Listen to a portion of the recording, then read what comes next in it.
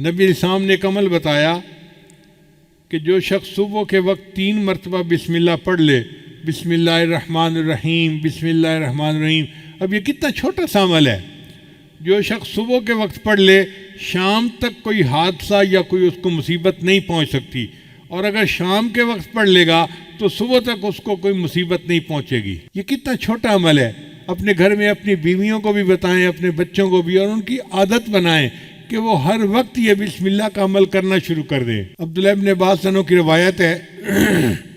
کہ ایک شخص نبی علیہ السلام کی خدمت میں حاضر ہوا اور اس نے کہا اے اللہ کے میرے حادثے بہت ہوتے ہیں، ایکسیڈنٹ ایکسیڈنٹ ایکسیڈنٹ، ہر وقت کبھی کوئی اور میں بڑا پریشان ہوں۔ نبی علیہ السلام نے فرمایا کہ تم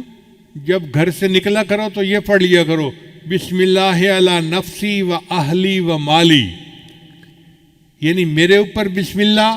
میرے اہل کے اوپر اور میرے مال کے اوپر بسم اللہ، تم یہ دعا پڑھ لیا کرو۔ اس صحابی نے جب سے یہ دعا پڑھنی شروع کر دی اس کے بعد زندگی بھر ان کا کوئی حادثہ نہیں ہوا،